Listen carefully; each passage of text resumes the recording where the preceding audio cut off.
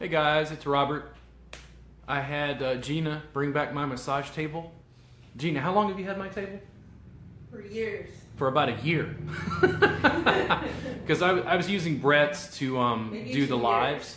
And then Gina needed a table at one point. I let her borrow it and I hadn't seen it in like 8 months. I was just letting her use it because she needed it.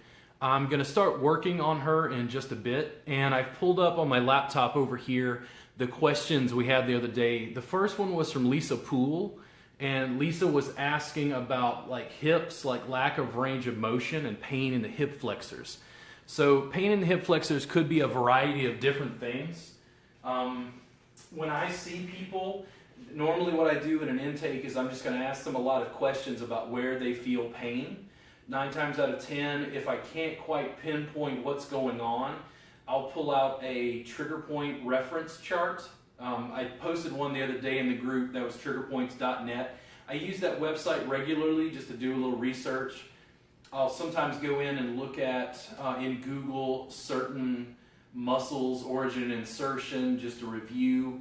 But what I'm trying to do with those reference charts is find the pain that the people feel and then see if I can find that specific muscle and if that muscle is in fact the one that's causing an issue for that client. The theory behind trigger point therapy isn't something I completely subscribe to. I think that the verdict is out as far as like research is concerned. When I read books on trigger point stuff, I just kind of gloss over the theoretical part. I know that in application it seems to work. Why it works is still mostly unknown to me. I assume it has to do with nerve pathways. But if I'm working with someone and they have what I feel is like limited mobility, I'm going to show some quick mobilization just to give me an idea of range of motion of their hips, kind of allow me to assess if their adductors are tight, how are their hips, what is their range of motion. And we're going to do so in a gentle way that leaves the client's clothes on. This is absolutely what I prefer. You'll hear this again and again and again when I teach table work. I'll always say, listen, take off your shoes, lay down on the table just like you are. I'm going to move you around and see if we can figure out where the problem is. I'll go through that spiel repeatedly, typically. And what that allows me to do is very quickly get them on the table and get a chance to move them around. If they're feeling pain, I want to get very precise information from them. How often do they have it? If 10 is pain that they go to the hospital for and 0 is no pain, what are they at on a daily basis? Where are they at right now? And then if they say, listen, my pain is at a 5 right now, 5 is about average, typically what I will tell them is my hope during this session is to be able to reduce their pain by 2 points on a scale.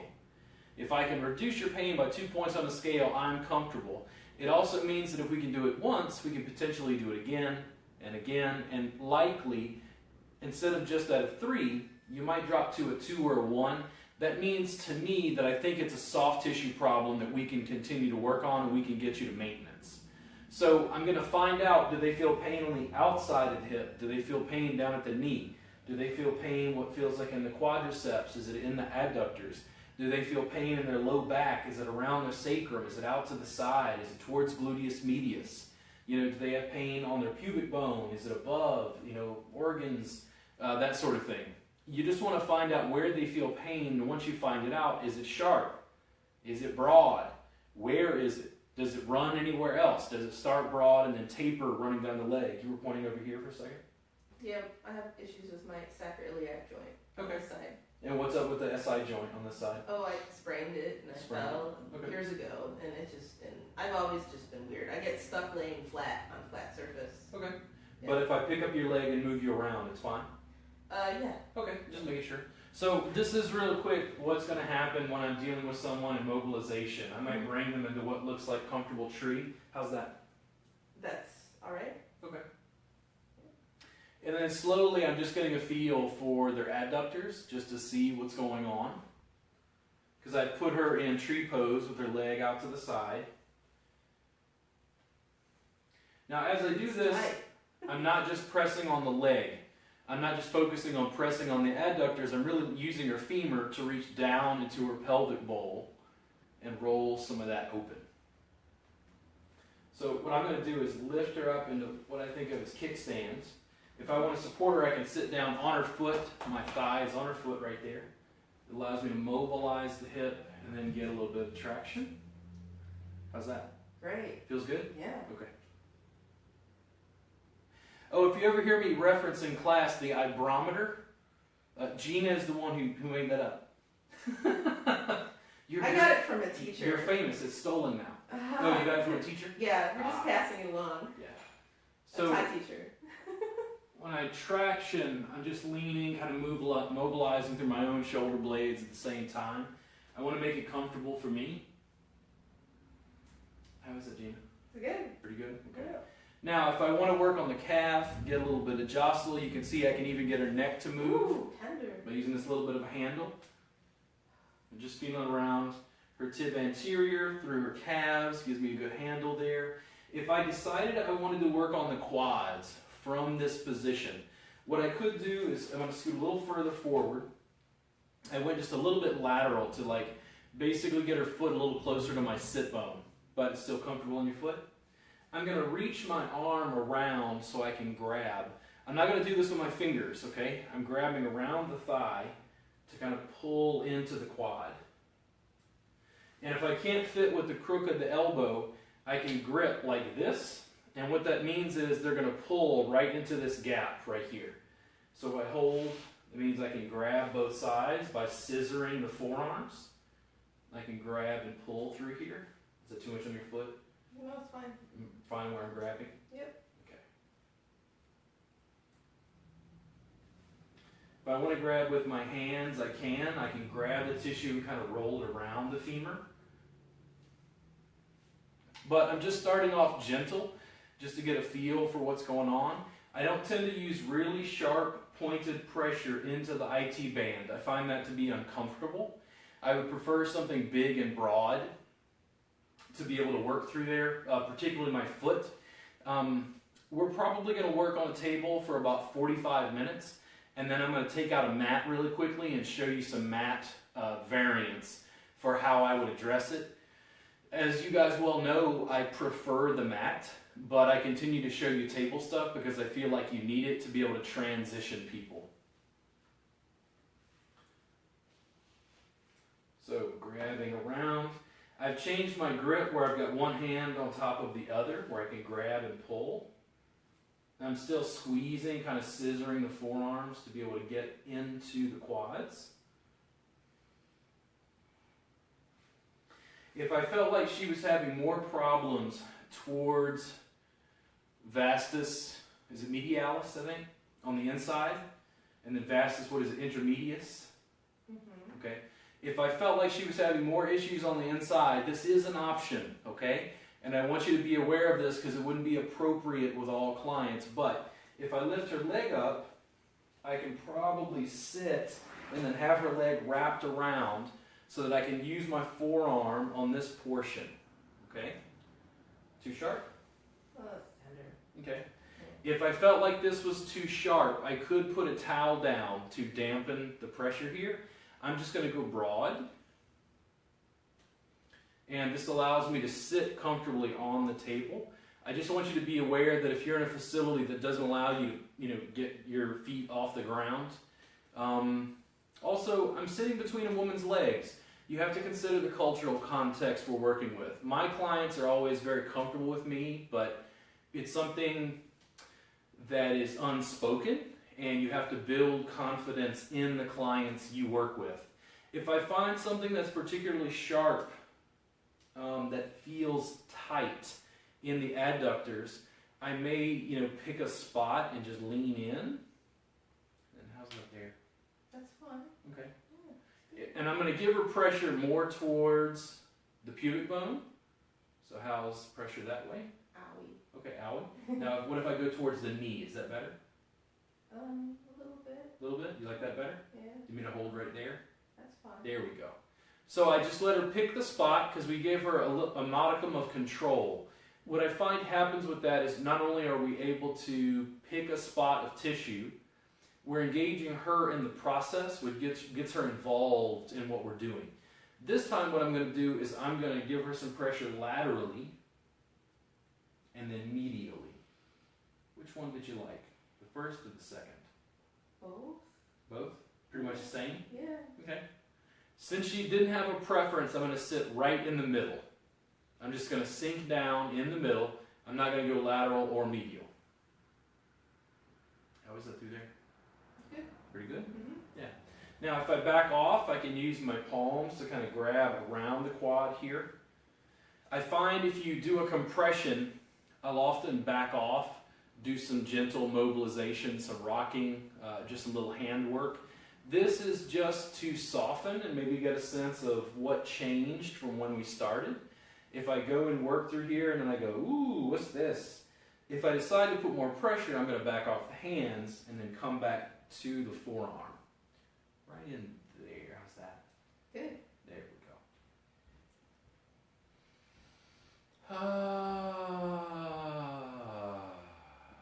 And same as before, I can move just a small amount and give her a choice.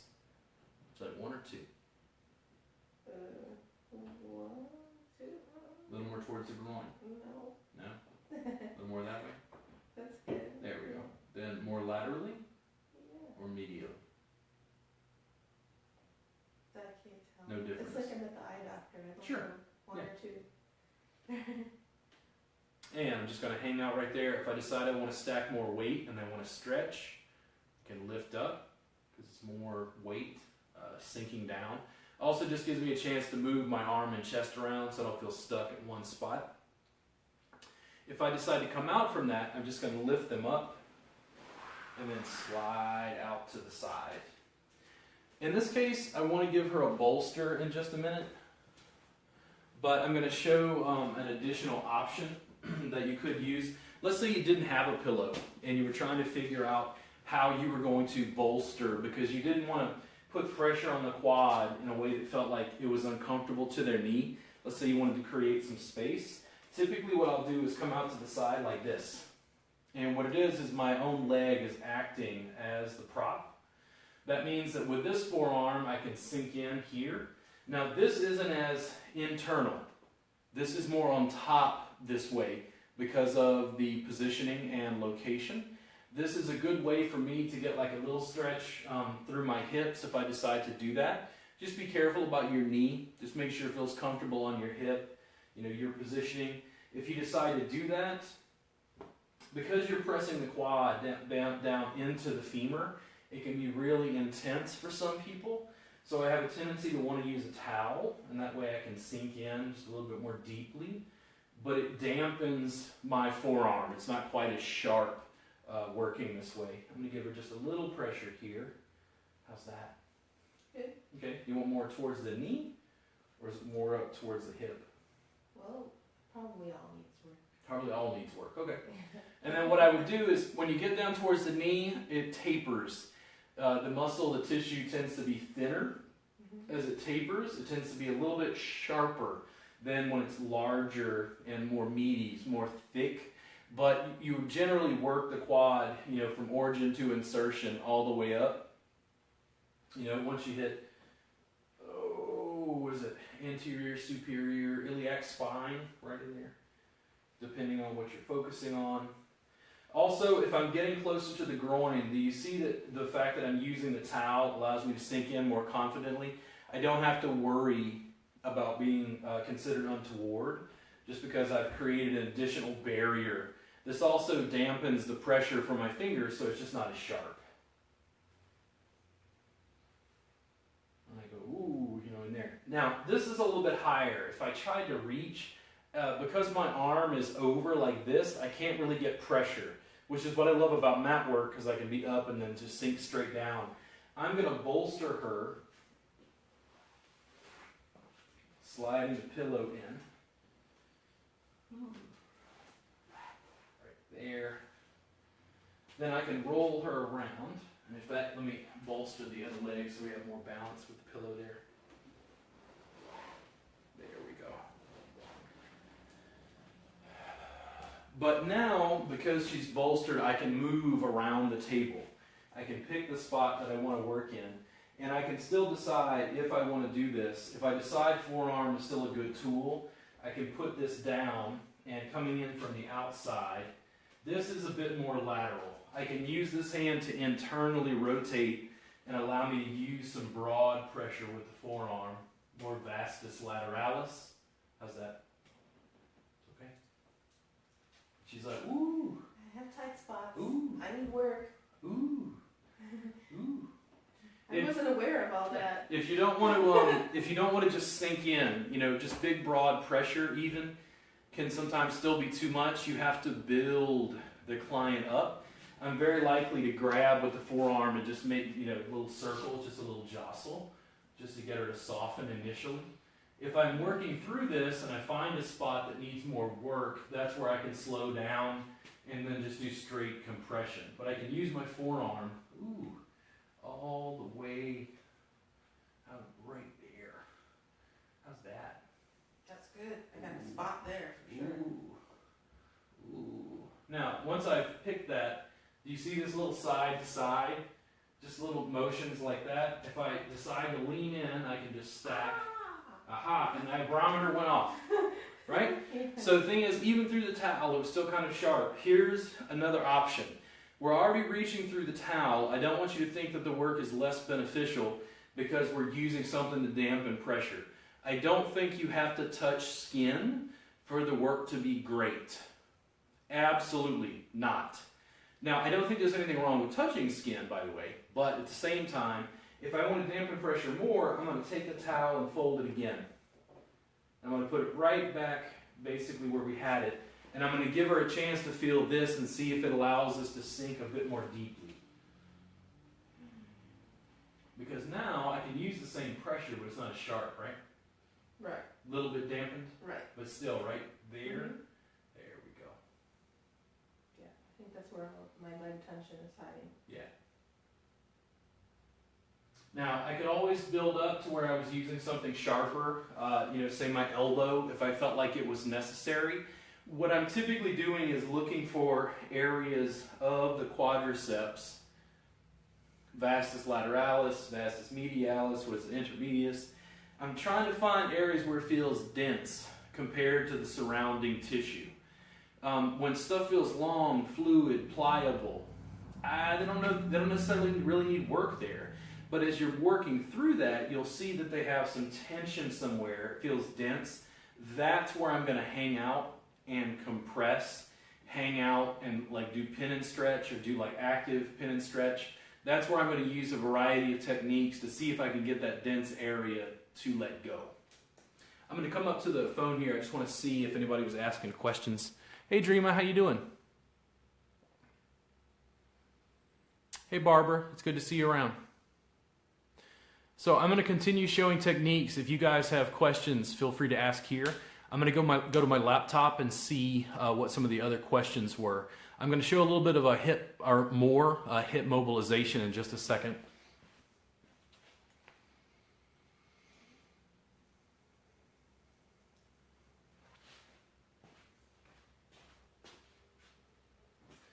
So in this case, I'm going to slide this guy out just because I want to mobilize her hip again.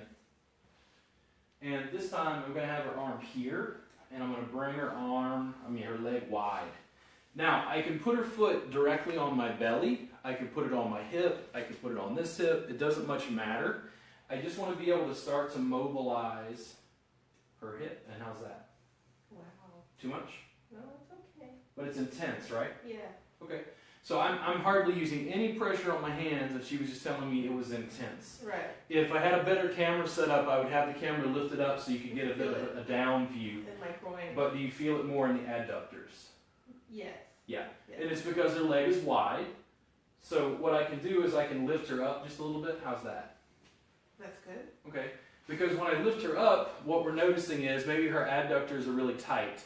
Because she's rolled completely open, it was tender through the adductors. But when I lifted her up, this was fine. So if I'm just working on the hip and not the adductors, I'm going to lift her a little higher.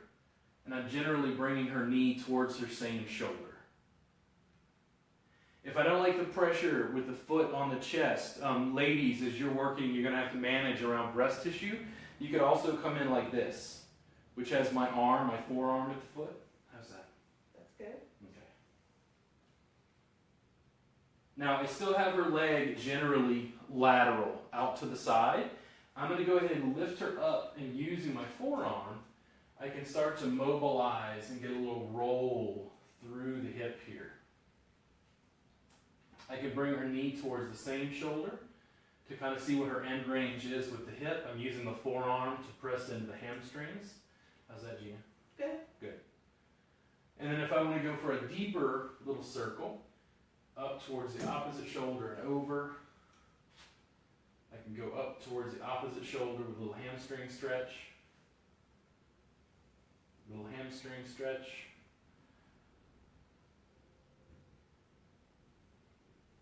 And if I guide her over, I can actually sit on the table if I like. How's that there? Feel good? Yeah.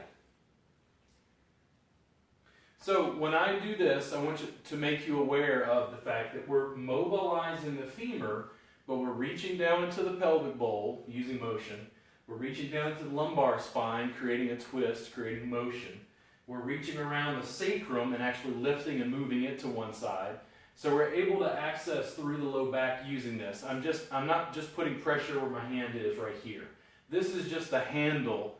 What I'm doing is trying to reach down through this area of her body and mobilize. You want more in that direction? That's good. It's good? Okay. So what happens when I bring you back to neutral? I'm good. Good? Yeah. Okay. Now, based on whatever I found, in her case, she does have a little bit of tension out here. I'd probably spend more time, usually in a treatment mode, to work on that. I would probably bolster her again and come in with some larger tools, maybe a double fisted or double forearms, and kind of lean in. If I want to use my fist, I can, but I'm always going to try to minimize the pressure on my hands. And after she's bolstered, it just allows me to move around and work with whatever tools I have available. But when people are having pain in the front, again, I think you should go to triggerpoints.net, go to that website, find other trigger point referred pain charts so that you can see where they feel pain. What you're trying to do is you're trying to find the symptom. You're trying to find the referred pain pattern. And here's the thing, if you work on a muscle and you press into the area and it exactly replicates the pain that they came in for, that's what you're looking for. In the recent table tie class, there was a young lady and she said, hey, I did something to my shoulder. I've got this pain. And I said, on camera, I made sure Tana recorded this. I said, where is it? And she said, I feel it on the outside of my shoulder and it runs down to my elbow. I don't know what I did to my shoulder. And I said, lay down. And I went up to her neck and I pressed gently with my thumb pad into her anterior scalene in her neck. And I said, right there? And she's like, oh my God, that's running down my arm. I was like, does that feel like the pain you were mentioning? And she's like, yeah, that's exactly it. And I go, yeah, it's your anterior scalene. So what you're doing is you're using that referred pain pattern to diagnose a soft tissue issue. I don't know if diagnose is the correct way, but assess and treat, maybe? Something in there. But basically you're looking for the referred pain pattern and then trying to figure out if certain muscles are the challenge, the issue, and potentially helping replicate that pattern. Also, what it's doing is I'm not trying to necessarily relieve it just in one session, but in addition to me working on the client, I'm going to educate them about that. I may show them on a chart where that muscle is, how they can work on it themselves, and that's a much more well-rounded treatment protocol for a soft tissue dysfunction, which is what we do, right? We're soft tissue therapists. That's what we do. So what you're trying to do, again, you find the referred pain pattern, you're trying to figure out which muscle you think is involved, and then when you're applying pressure to that muscle, tends to get better, tends to improve, symptoms seem to go away, The reasons for it remain pain science, which I think is nerve pathways, cutaneous and subcutaneous nerves. So as we go, again, if you guys have any questions, let me know. I showed some mobilization you could do with their hip. And of course, I would do that on the second side as well, on most people. Even if they were having problems on their right hip, I would still work on the left just so they felt more balanced. But let me check and see what else was on my list here.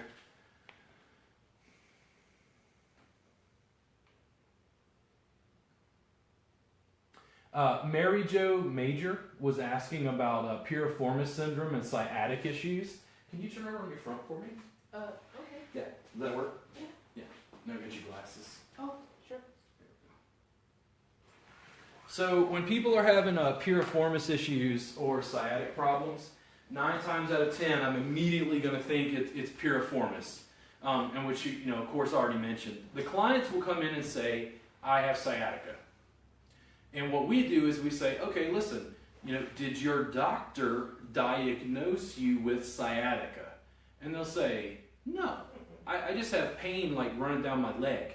And I go, "Okay, where does it run from?" And they're like, "It's kind of in my bottom, and then like it just goes down my hip." And I'm like, "Okay, is it the front of your leg or the back?" And they'll kind of say, "It feels like it's close to the bone, but kind of behind, like behind the leg." That's a classic referred pain pattern. I think what it is the piriformis is tight, maybe in spasm a little bit. It's pressing on the sciatic nerve, and then they feel that pain down their leg. What I'll tend to do, and I'm going to dampen this just because it's a quick sample, I'm going to use the towel again. So let's say I had a new female client to me. She comes in and says she has sciatica, and I just dive in with my elbow. I'm diving right into her bottom. If I want to be a little more polite, a little more like cautious in the beginning as a male therapist, what I'm going to do is I'll make sure that her clothes are covered. I'm going to put the towel down, and then I'm going to come in with a broad forearm first. And usually piriformis is dead square in the center of the keister. I'm usually going to sink down. If her body was over here, I'm going to sink down at a 45-degree angle. But I can use my forearm first to soften some of this.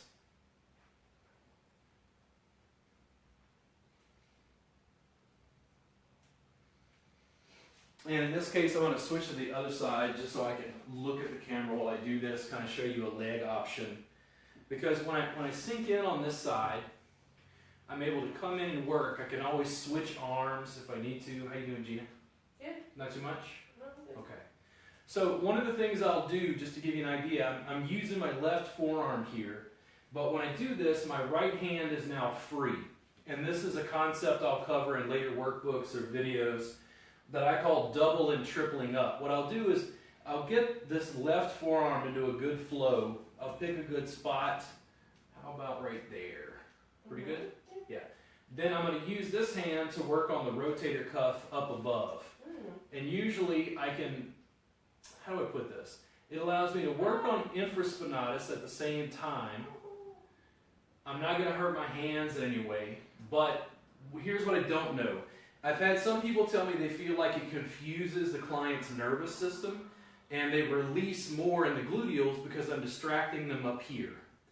I'm not sure that that's the case. I don't have research on it. I just know that sometimes clients do better if I'm making multiple points of contact and doing multiple things.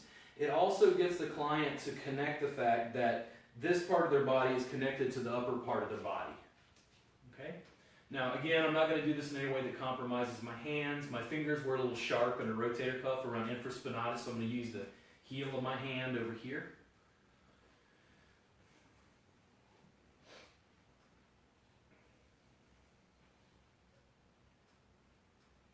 Now, as I put pressure with this right forearm now, I'm going to pick a spot. How's that right there?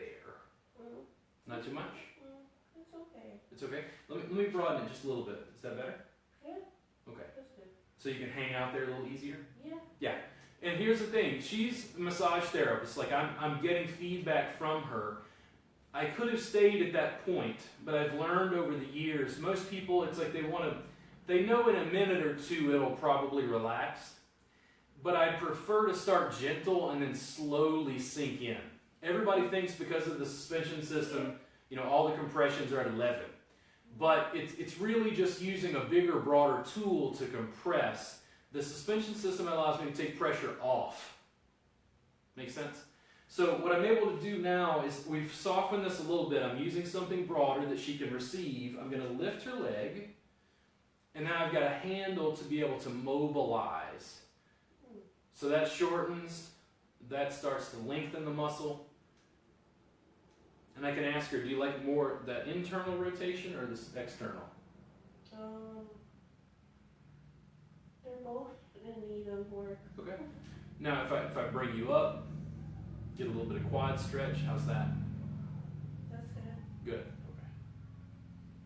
Now I can move her around in whatever way I want. Just gives me a chance to work through there. I'm just going to respond to what she responds to.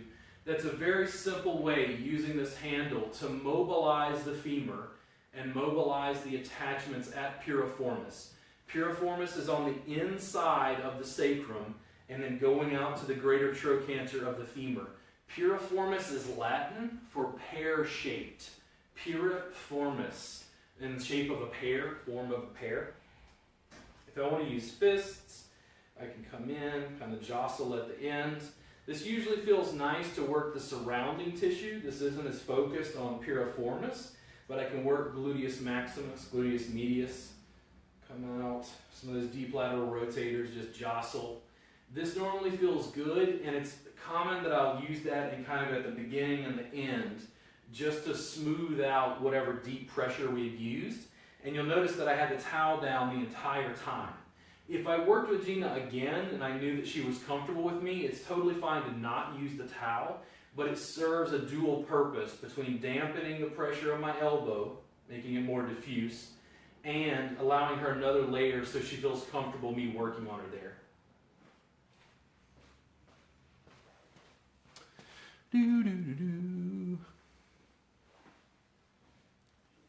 Hey guys, good to see you. Hey Serena, how you doing?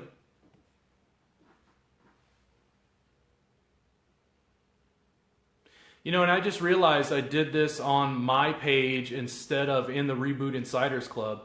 Party foul, party foul. I just gave this away. I'll probably go in and take it from my business page and move it over to the Insiders Club. I snafu'd on that. But let's see, what time is it? We got 6:30 right now. Let me see what the next question was that we had. Okay, let me talk about marketing mat work real quick. Let me grab a stool and see if I can sit just a little bit closer. You gonna be okay there, Gina? Yeah, I'm just relaxing. So Brendo Vondo was asking questions about marketing mat work, and I've noticed over the years as I continue to teach, there's a lot of interesting stuff going on where therapists are picking up what I'm doing and they're trying to figure out how am I putting this stuff together. In other words, they've got a table-based practice and they're trying to figure out how do I get the clients on the mat. And I notice over time what's happening is I'm softening my stance on table work, but it's primarily because I can transition clients from the table to the mat. Gina, you can turn over or lay on your side if you want. No, I'm good. Okay, I got a pillow for you if you want. I'm good with this. So. Okay. So what I tend to do, Brenda, is in table tie classes, you'll see this in the subscription service, I continue to give therapists options on a table, and then I will slowly transition them to the mat. And what happens is when you start with the person clothed and you mobilize them and you use deeper compressions, then what I can do is I can easily transition Gina after this session. I just worked on her. We did some good work. Then I go, listen, Gina, next time you come in, wear some clothes like you're going to a yoga class. I'm going to work with you on a mat. It gives me even more options. So what that means is I'm easing that transition. It's not so abrupt. I tend to get frustrated with a culture that insists on table-based work because they don't allow me to really just expand in my practice. But when it comes to marketing mat work, one of the things I want you to consider is the fact that Gina is clothed is an advantage. It means that I can do the work publicly. It means that I can film everything, okay? I have no issues setting up my phone, going live. The only issue I have is putting it in the Insiders Club instead of my main business page. But congratulations, you get a free hour of instruction. So what I wind up doing is I can use Twitter, Instagram, Snapchat, all those things to my advantage. I can record portions if my client is okay with it. When I go out and do public events, I can set up my phone and do a Facebook Live by pressing a button. What that means is you're going to be able to produce 10 times as much social media content as the massage therapists around you, and guess who becomes a local celebrity? And guess whose clients can share their videos with their friends and family? And guess who looks like more of an expert? Yes, you. You can do that, and it's very easy to do once you get comfortable with pressing the red button. That's what it amounts to. Marketing mat work is something I continue to work with students on. When you're in the Insiders Club, we cover it in a little bit more detail, and that leads us to Thigh Massage Jam, which when you're learning with me, when you're learning with me in the Reboot Insiders Club, okay, if you guys aren't on the subscription service, if you didn't understand this, if you just came on, I did this live for the students in the Reboot Insiders Club, but I mistakenly did it through my business page. So congratulations, you got a free hour. But if you want this content regularly, you have to subscribe to the subscription service where I do this once a month and continue to give them additional pre-recorded content.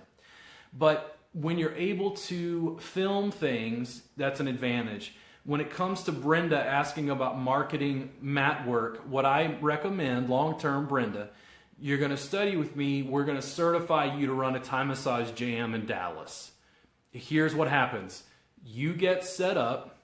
I give you a link on the tighmassagejam.com website with a profile.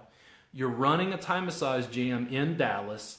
I'm helping you on the back end with promotion. You're doing Facebook Lives from the Thigh Massage Jam in Dallas. You're potentially selling some of my retail and making a profit off of that as well, giving you a percentage. And what we're doing is we're building a mat-based community.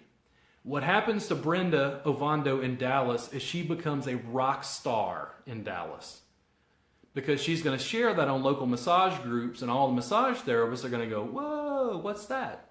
They're going to come, they're going to want to study with Brenda, they're going to want to take class, they're going to want to learn stuff, they're going to bring friends and family to the jam, people from the yoga community, the CrossFit community, whatever else that are interested in Thigh massage will come to the event, and it becomes a community bodywork event. What Brenda is then allowed to do is she's gleaning clients out of the event. She's building more awareness of mat-based work so that mat-based work begins to thrive in her community. Make sense?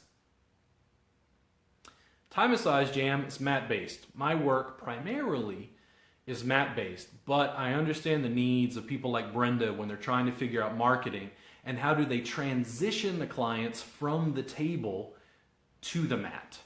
The way that I do that is 9 times out of 10, I don't even call it Thigh massage. When I worked at a chiropractor's office, I didn't call it Thigh massage. I said, take off your shoes, lay down on the table just like you are. I'm going to move you around and find out where the problem is. Done. Now, we do that for 15 to 30 minutes, and I'd say, listen, do you want to take off your top and bra and lay down face first in the face rest for what we think of as Swedish and deep tissue? Or do you want to keep doing what we're doing? You'll notice I gave them an option. 9 times out of 10, she'd say, nope, whatever we're doing is awesome. And what I did is I just created a table tie client without ever using the word Thigh massage. Because in Texas, if you call it Thigh massage, they come in with a whole host of associations. They don't know what's going on. I came in for a massage. This hippie guy is trying to get me to do something else. It didn't really flow as easily. Make sense? That is how I think you do it. And Brenda, long term, I can really only teach you what I've done in my practice and what's been successful for me. That's just the way it works. I don't really have the option of teaching you stuff I don't know, right? Like I've got to do it from my level. The reason I lean so heavily on social media production is because I can. It's extremely inexpensive. It didn't cost me anything other than the cost of this phone and my Wi-Fi access. And it allows me to continually put out information, to continually educate my market, to continually educate students. And there's this ongoing. 5 years from now, I can almost guarantee you I'm still going to be doing this. And at that point, there's going to be thousands of videos on my YouTube channel. How famous do you think I'm going to be at that point? That's what Brenda needs to do. But she needs to get started now and keep producing content now. When people have asked me if I could go back 7 years when I started, what would I change? And I said from video 1, I would have hired a videographer and I would have made massive YouTube content because my business would be twice as large, if not larger, if I would have made content at the right time. Do you guys have any questions for me? Please ask down below. If I don't get to it immediately, I'll try to answer as I can.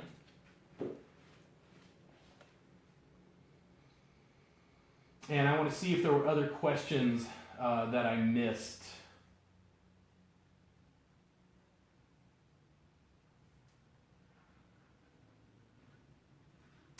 Okay, Tabitha was asking about plantar fasciitis.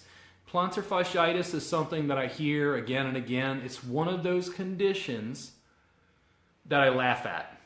And the reason I laugh at it is because 9 times out of 10, I don't really think the people have a chronic, debilitating medical case of plantar fasciitis. What they have are trigger points in their soleus, their tibialis anterior and tibialis posterior. I see this again and again and again. It takes you being a little bit crafty to figure out how to work on the area, but I'm going to show you some quick table techniques you can use. If I was working on Gina here, and do you want to work on your right leg or your left? Doesn't matter? Either one, yeah. Okay. I actually had some issues with that, and then I managed to get rid of it by just sitting. I was sitting too much with my legs crossed, and I got rid of it by stretching my toes upwards. So I would put something under my toe, lengthening your where calves. I was at rest, my toe would be up off the ground. Yeah, lengthening it. Right, it worked. Okay. Went away right away. Do you want to be face down in the face rest? Sure. No, I was just letting you get comfortable before I started working on the leg. That'll work, right? There we go. Okay. And then in this case, I have multiple options. Okay, I can go ahead and bolster her. What I'm going to do is I'm actually going to hop up. Okay. I'm going to bring her legs a little bit lateral, and then I should be able to prop her so that she can rest here. Now I'm sitting on the table, but my calves are just... Yeah, and I'm able to work through her calf right here.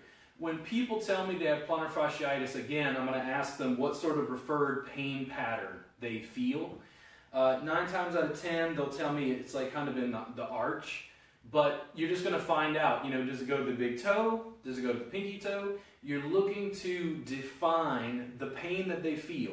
The thing that they're trying to ignore, you're trying to get them to look at it briefly just to explain what the referred pain pattern feels like. Then we're trying to isolate, is it a specific muscle? As I come in, I can do this, and you can see just in this little squeeze, you see how our foot moves? Yeah. Yeah. I'm all bound up in my calf, my soleus. And in my case, we're going to see real quick. If I come in like this, is that too much pressure? No. Is it close? It's very close. It's very close? Okay. So I'm going to change it up real quick. I'm going to grab a blanket because I want to use the towel to dampen, but I'm going to fold this so we bolster with the blanket. Because I'm a sensitive person. You are a sensitive person. What about that? How's that? Is that better? Yeah, that's good. Here's another point of interest. You sneeze inside your shirt, which is kind of gross for me. But you don't get other people But sick. yeah, you don't get stuff on other people. That's something I do constantly. Yeah, and I don't have to wash my hands. Also, they can usually tell, that I've done that if they were face up. Mm-hmm. They like that, in other words. So here's the thing, I can use, broad pressure like fingers, thumbs, but I want to save my hands as much as possible. I'm going to switch this and then put my towel down, because that's going to dampen and allow me to put a little more forearm or elbow pressure. If I want to hold around the ankle, oh, there we go. Whoa. This means I have a really easy handle to come in. Are you going to even me out afterwards? Am I what? Are you going to even me out and do the other side? Sure, I'll do a little bit of the other side. So here's the thing, it's tight enough that this would take time. And when Tabitha was asking me about this on the Reboot Insiders Club, it reminds me, I think, okay, it's soleus, but a lot of people don't spend time softening the superficial layers, spending 30 minutes on a calf and really peeling away layers in a way that's comfortable for Gina. If you don't do that, I think you're going to have limited outcomes in your body work. It's not going to be as transformative. And, I have tight calves because I use my legs all the time. If you work on my calves and you sink in without this towel, I guarantee you I'll jump off of this table. Because they're tight. I use them all the time. They're tight. You have to work within the receiver's comfort level and then slowly give them more. Now here's the thing. If I want to get to here, because this is where I think the problem is, that first session we might only get halfway. But here's the thing, if I can get her plantar fasciitis, if I can get those symptoms to subside by 2 points on a pain scale, she will rebook. Because I can tell her, listen, in my clinical experience, we dropped you by 2 points on a pain scale. I think if we do this again next week and the week after that, 2 more sessions, I think we might be able to get the bulk of this to subside and then put you on maintenance. What I gave her is a sort of soft tissue treatment plan. Make sense? So, using the towel here, I can come in, I can pick a spot. If I need more balance, I can grab around the ankle. There we go. Now, it also depends on angle, because if I pull her leg in like this, I'm a little bit more lateral. If I roll her out, it's a bit more medial. They got some stuff going on the side there. Yeah, on the outside. Yeah. There. Yeah. But you're always just going to work within what they can take. Now, if you want something that's more broad, I've got the towel. Do you see this forearm roll? If I want something that minimizes use of my hands, I can come in and do this forearm roll. How's that, Gina? That's good. Not too bad? Yeah, that's good. Yeah, there you go. So I might do this 5 minutes. Ooh, it's crunchy. I might pick a spot and then roll back and forth. How's that?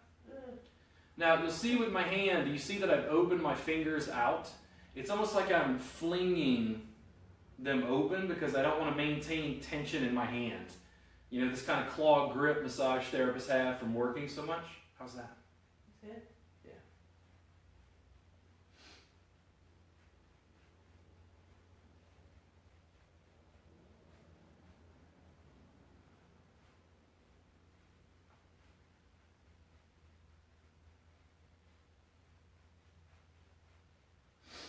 Now, just from that, I can tell that she's softening up just a little bit. I'm going to put my other forearm down on her foot. How's that? Okay. Now, remember when I talked about doubling up? Now I've got a forearm or an elbow in her foot, and I can pick a spot in. Ooh. How's that right there? It's okay. Okay. The compression's okay? Yeah. Would you like me to back off a little? No, you're okay. Okay. Usually you can bring the person to what I think of as pressure-wise, I don't know, a 5. It's intense, they feel it, but if they feel pain, especially pain that makes them tighten up, makes them protect, that's what I don't want to initiate. Right. If all I can do is give them a 3 pressure-wise, then I just give them a 3. I don't fight Gina. The best way I can get good clinical outcomes is working with Gina. Make sense? So, I could build up to a point through there, totally fine. If I decided to get off of the table, I can come down. I'm going to work on the opposite leg just so we balance her out a little bit. I could just bolster her with the blanket as another option and work from the side of the table. So how's that? Okay. So I can use big, broad hands side by side. Then I could take the towel down if I want to dampen. And coming in from the side, this is probably what you're more familiar with other than using the towel. And you're just using some broad pressure here. Now if I need a little bit more, I can reinforce that forearm with the other. How's that? Too much? It's tight? Move back off just a little bit, just soften. It's so tender. Yeah. Everywhere. Because the calves are tight. Particularly the calves. You gotta work slow. Yeah. Gotta give people options. If you can build up your sense of humor, that really helps in session. A lot of times I can't handle what I dish out to people as a massage therapist. Now, usually when I'm thinking like soleus, when the leg is straight up, usually the point at which the gastrocs, the bellies of the gastrocs flare out, that junction where they flare out is usually dead there in the center. I can usually start to sink into that, and they'll start to get some referred pain down into their foot there. But for you, it's just tight, right? It's just tight there, yeah.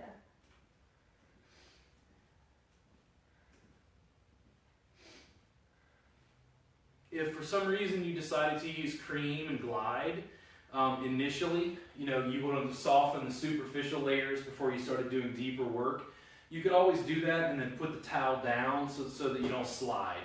Now you're going to have grip so you can stay in one spot.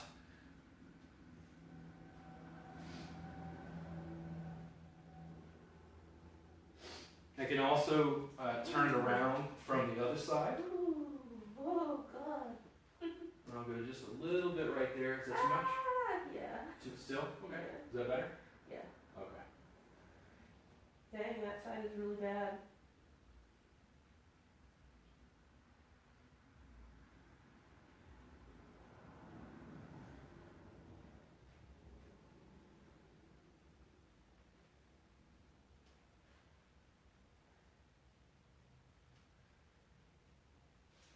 So, same basic thing we did to the other side. The body mechanics were just slightly different. I'm going to see if anybody was asking questions.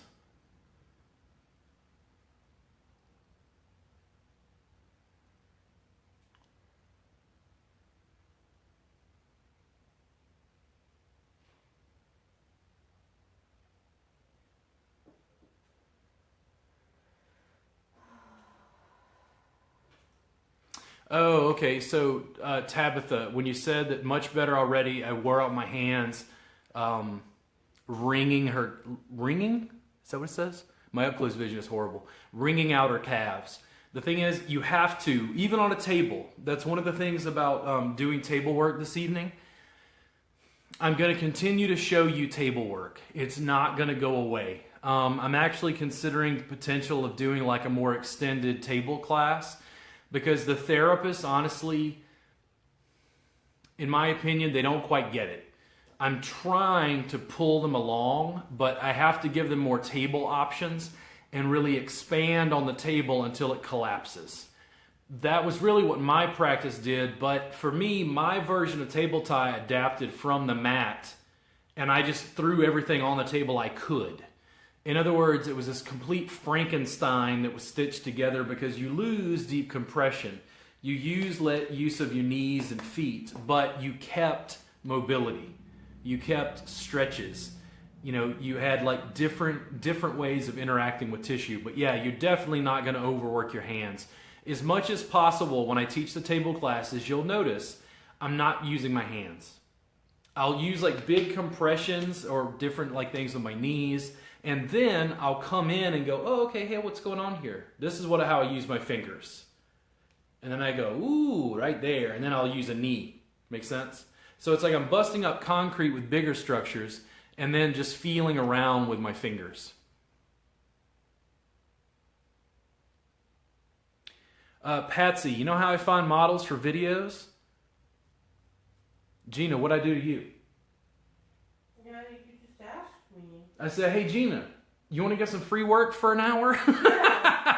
Yeah. And she said, yeah, I've got your table. Sure, And I can do that. I'm like, cool, I got it. I need it for the shoot tomorrow or whatever. And she just came over. You know, when you think about video production, this goes back to what Brenda was asking about how do you market mat work. Well, here's the thing, Patsy, if you wanted to market mat work, if you had a client and said, listen, I normally charge $60 an hour, but I'll charge you $40 for the hour session if you let me put it on Facebook Live. I'm just going to set up a phone and record the whole session. What's the client going to say? And you, Patsy, just made a 40 minutes or $40, amount fee, right?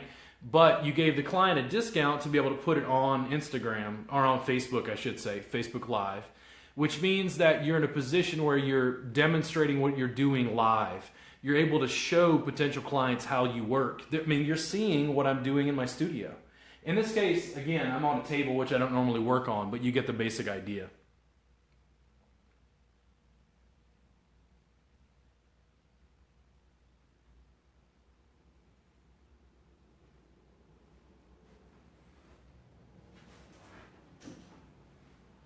I actually do the cobra pose with people on the table.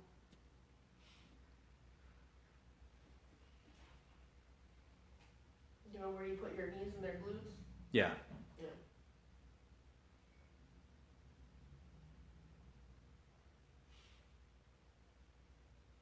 So, Tabitha, when you say that the client's very nervous about you working with your feet and that they're recovering from a knee replacement and they're uneasy,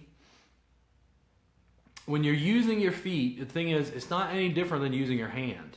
It's just a bigger, broader structure. When they're on the mat, the only thing I'm going to do, I don't even know if I'm going to get the mat out, by the way.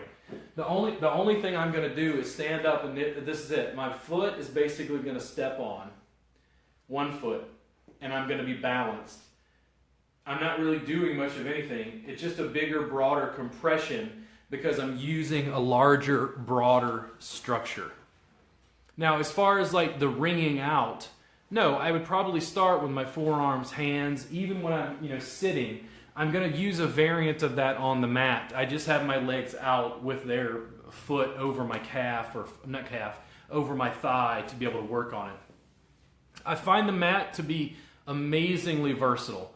That's why I use it again and again. In future videos, we're going to go over some of it. And then a lot of times people with plantar fasciitis, in my opinion, Tabitha, in my experience, a lot of people with plantar fasciitis are not just having problems with their feet. They're having problems with muscles around their lower extremity, and they're pulling down across the ankle and causing some problems with their tarsals and their foot bones.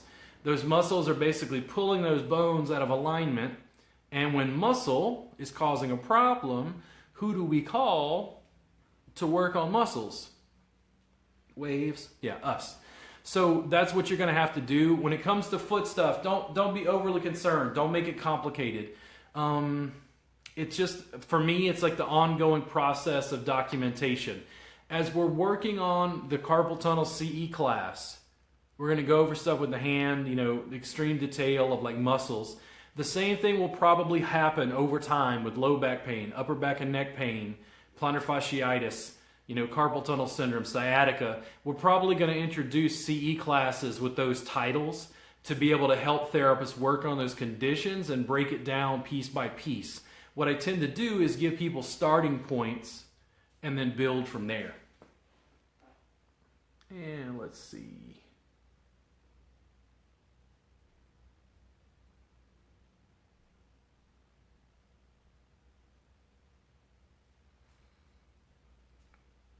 So Anastasia, when you talk about splitting the bellies of the gastrocs, when I say that, what I mean is I'm just putting more pointed pressure.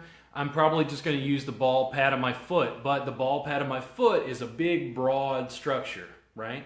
But it sinks down right dead center on the calf as long as she's propped correctly. So, easy. Guys, don't overcomplicate. The knees and the feet are just different tools. This is like an elbow, but it's larger. The foot is like a hand, but it's larger. That's all. you're still just working soft tissue. I'm just giving you some additional tools because you're actually on a mat. Make sense? How are your legs, by the way? They're good. Feel a little bit better? Yeah. Good. So, guys, I'm going to head out here in just a minute. I want to find out if you have any other questions for me before I head out.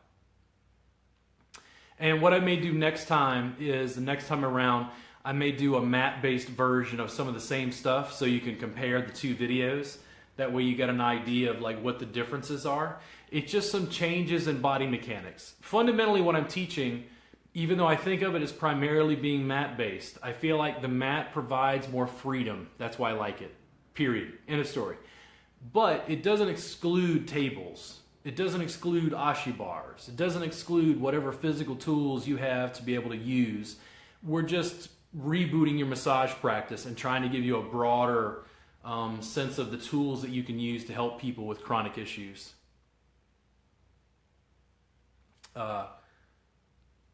Let's see. So Tabitha, when you said that it's her ankle and her big toe, I'd like you to look at that on triggerpoints.net and look at the referred pain pattern. When you say it's the big toe, I'm almost positive if you look this up, you say it's the big toe, it's her ankle and the top of her foot. My other like immediate thing is tib anterior. I want you to go look when this is over. Can you lay back on your back? When you're talking about what you just described, I'm almost positive. Sure, Almost. I'll have some tibialis anterior work. Big toe, top of the foot, ankle. You just described, and I want you to note this, okay? Listen, I'm a body worker who's been doing this for 15 years. You're giving me a verbal description, and I'm telling you, go check that lady's tibialis anterior. Go look. You can look at triggerpoints.net, look up tibialis anterior, look at the referred pain pattern. Okay, and the thing is, it might not be just tibialis anterior, but what you described, here's what happens. I'm going to pull this up, and I'm going to, there we go. Is that enough? Yep. Bolster there? Yep. So if I take someone and roll them in, 9 times out of 10 at the tibialis anterior, okay? It's kind of like your forearm extensors. This portion down here, it tapers down towards the ankle. It's more thin. When it goes up to here, it's more thick. It's more broad. A lot of people, if you cross fiber friction right there, you're going to find tibialis anterior. See? Very, very, very dense. Now I have to figure out how am I going to apply pressure that's not going to bother her. Now, if I'm on a mat, I'm going to bolster her, and I'm literally going to stand to the side, and the entire ball pad of my foot is going to come in right here. Big and broad, how's that?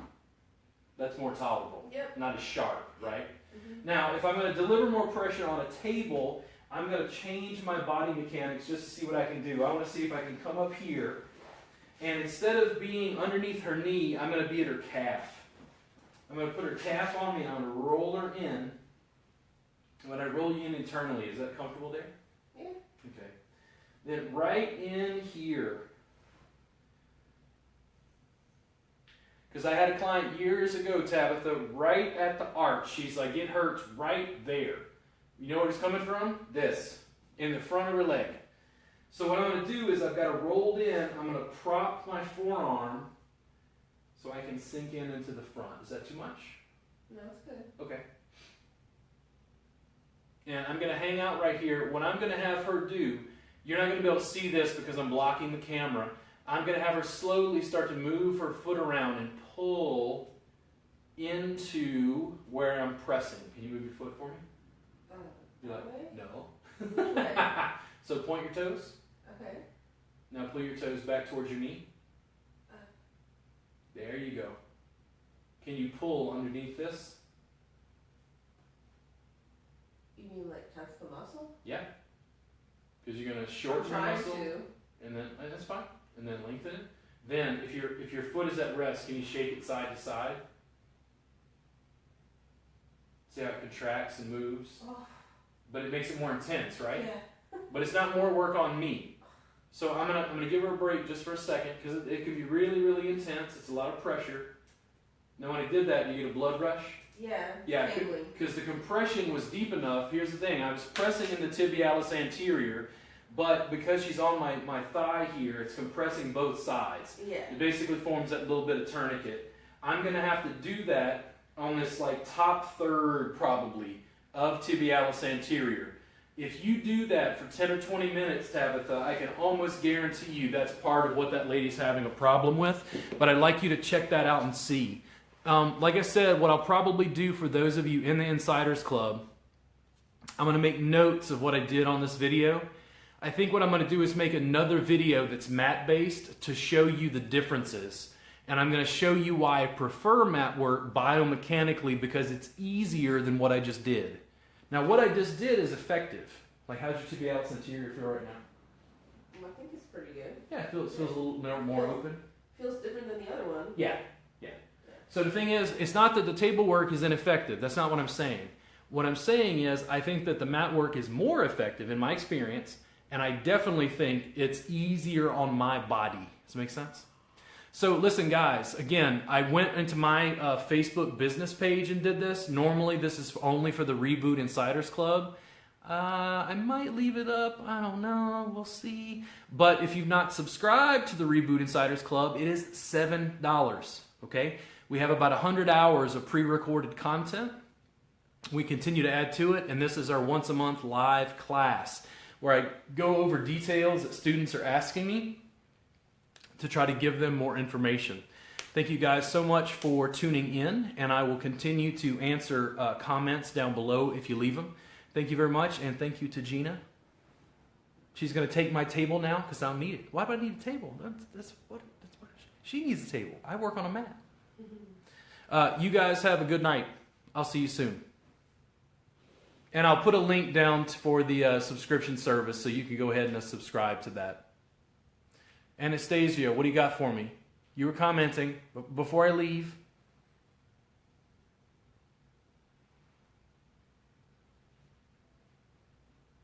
Oh, I'll have to get to it later.